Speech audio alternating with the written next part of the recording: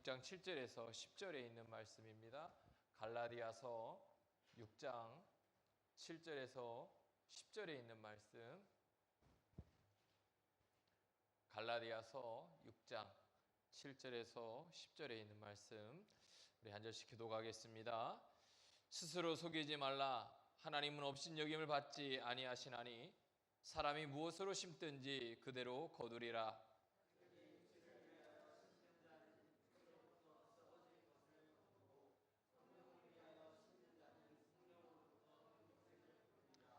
우리가 선을 행하되 낙심하지 말지니 포기하지 아니하면 때가 이름에 거두리라.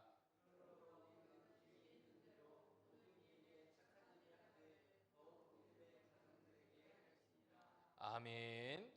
8월 한 달 오늘 갈라디아 말씀을 통해서 우리에게 주시는 하나님의 놀라운 은혜와 축복을 누릴 수 있는 귀한 한 달이 되기를 주의 이름으로 축복합니다.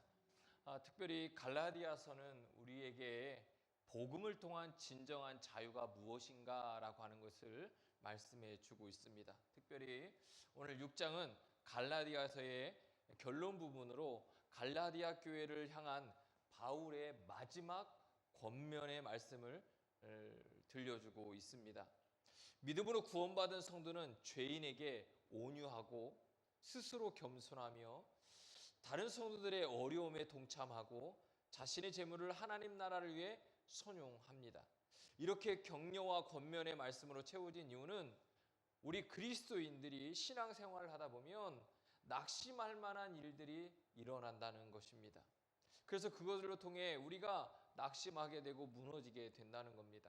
그래서 바울이 이 갈라디아서 교회의 마지막 권면을 하면서 그런 낙심할 만한 일들이 있음에도 불구하고 결코 낙심해서는 안 된다라고 하는 말씀을 주고 있는 겁니다. 그럼 왜 낙심하지 않고 우리가 하나님이 주시는 은혜 가운데 살아가야 될까?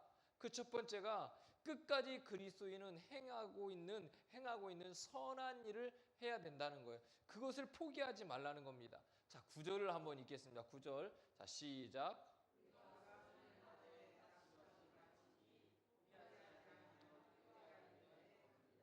할렐루야. 전반절에 이렇게 말씀하고 있어요. 우리가 선을 행하되 낙심하지 말지니.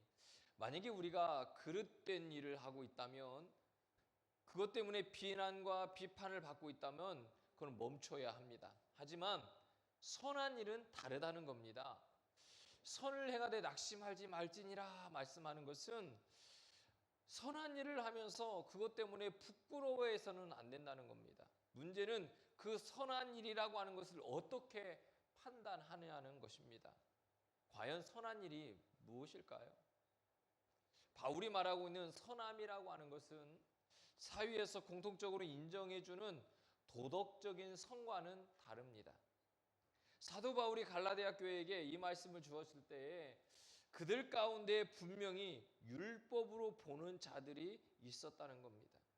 그러니까 하나님의 의를 율법에 한정시켜서 그 선함을 도덕적인 선으로 한정시키고 있다는 겁니다. 다른 복음을 따르는 사람들, 그러니까 중요한 것은 선을 행하라고 하는 말이 진짜 선을 행했느냐 행하지 아니했느냐 이것을 이야기하는 게 아니라 선을 행했냐고 하는 것은 이 말은 무엇으로 보느냐라고 하는 겁니다. 그러니까 다시 얘기하면 우리가 선을 행하되 율법으로 보느냐 복음으로 보느냐 이걸 가지고 이야기한다는 거예요.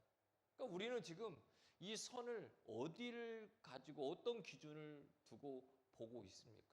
지금까지 우리가 율법의 행위나 율법의 모습을 가지고 이 선을 기준 삼아 보고 있다고 한다면 오늘 저나 여러분이 선한 모습으로 설 수 있는 게 하나도 없습니다. 근데 하나님은 우리에게 뭐 말씀하시냐면 율법의 행위로 보는 것이 아니라 복음의 기준으로 봐야 된다는 겁니다. 그런데 어리석은 자들은 자꾸 우리가 하나님을 믿으면서도 예수님을 믿으면서도 이 율법의 행위에 기준을 두고 선을 본다고 본 때가 너무 많다는 거예요. 그러니까 우리 안에 그리스도인으로서의 하나님 주시는 은혜가 자꾸 우리 안에 넘쳐야 되는데 그게 안 돼요. 왜냐하면 율법의 행위로 기준 지고 있으니까 판단만 하고 살아가는 거죠.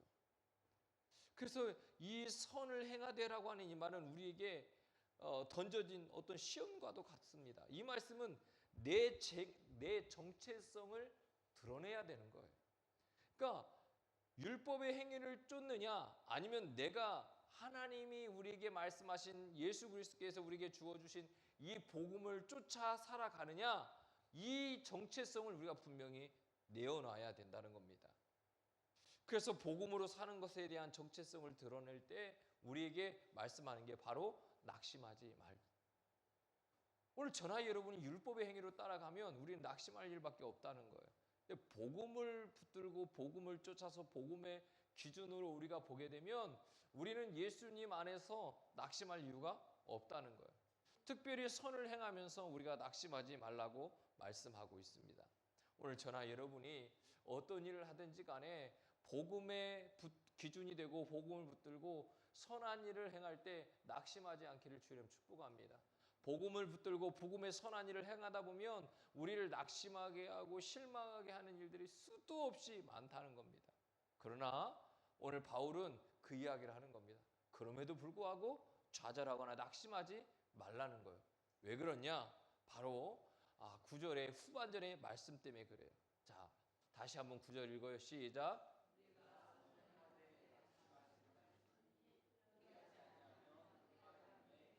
할렐루야. 그러니까 낙심하지 말라는 거. 복음을 붙들고 복음을 전하다가 우리가 복음의 기준으로 선한 일을 행하며 싸가다가 낙심할 일이 있고 어려운 일이 있어도 포기하지 말라는 거예요. 왜냐하면 때가 이르면 뭐 한다고요?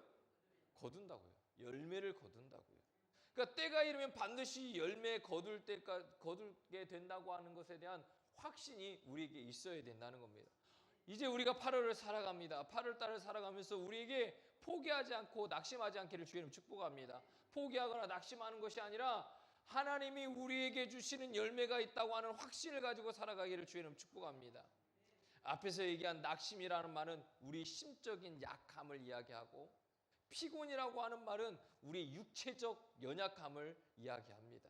그러니까 이게 하나로 이야기하면 우리가 선을 행하다가 낙심하고 피곤에 지쳐서 우리의 노력에 의해서 우리가 열심히 하고 그 복음을 전하고 선한 일을 행함에도 불구하고 그 일들이 속히 이루어지지 않기 때문에 우리가 낙심할 때가 많다는 거예요. 포기할 때가 많다는 거예요. 우리 성도들 안에 행하는 선한 일 때문에 그 일들이 즉시, 무슨 선한 일을 하고 하나님 말씀대로 우리가 행했을 때 그 즉시 응답이 일어나거나 그 즉시 그 결과가 나타나면 얼마나 좋겠어요. 그런데 그렇지 않다는 거예요. 때가 이루어야만 열매를 거둘 수 있다는 거예요. 그때까지 포기하지 말라고 말씀하고 있는 거예요. 그래서 성도가 행하는 선한 일이 하나님의 뜻을 쫓는 것이고, 그래서 하나님께서 인정하시는 일을 하면 반드시 하나님께서 열매를 거두게 해주신다는 거예요. 그래서 성경은 이것을 가르쳐서 우리에게 이렇게 말씀해요. 때가 되면 너에게 옳다함을 받을 것이다. 오늘 저나 여러분이 때가 되면이라는 거예요. 그 때가 올 때까지 포기하지 말라는 거예요. 낙심하지 말라는 거예요. 때가 되면 거둘 거라고 말씀하고 있습니다. 우리가 옳다는 것이 아니라 그리스도의 복음이 옳다는 겁니다. 낙심하지 말고 포기하지 말고 그리스도의 복음을 선한 것으로 그 안에서 살아갈 수 있기를 주의 이름으로 축복합니다. 자, 이제 우리가 8월 한 달 이제 살아가면서 선한 일, 복음을 위해 살아갈 때 낙심할 일들이 있다 할지라도 그 복음 안에서 우리가 포기하지 않기를 주의 축복합니다. 끝까지 선한 일을 행하다 보면 하나님께서 뭐 하신다고요? 열매를 거두게 해 주실 줄로 믿습니다. 오늘 저나 여러분이 이렇게 오늘 기도했으면 좋겠습니다. 하나님, 8월 한 달 복음 붙들고 복음 안에서 선한 일을 행하다가 선한 일 때문에, 하나님의 복음 때문에 일을 행하고 열심히 달려가다가 하나님 낙심하지 않게 하옵소서. 포기하지 않고 끝까지 나가면 하나님께서 열매를 우리에게 주실 줄로 믿습니다. 그 열매에 대한 확신을 가지고 포기하지 않고 우리가 달려감으로 때로는 육체적 연약함, 또 심적 연약함이 내 안에 올다 할지라도 하나님, 우리가 다시 일어나 걸음으로 포기하지 않고 나아감으로 하나님 주신 놀라운 은혜와 축복이 그 열매가 내 안에 거둬지는 8월 한 달이 되게 해달라고 우리 시간 함께 기도하겠습니다. 할렐루야. 찬양받기 합당하신 아버지 하나님 감사해요. 하나님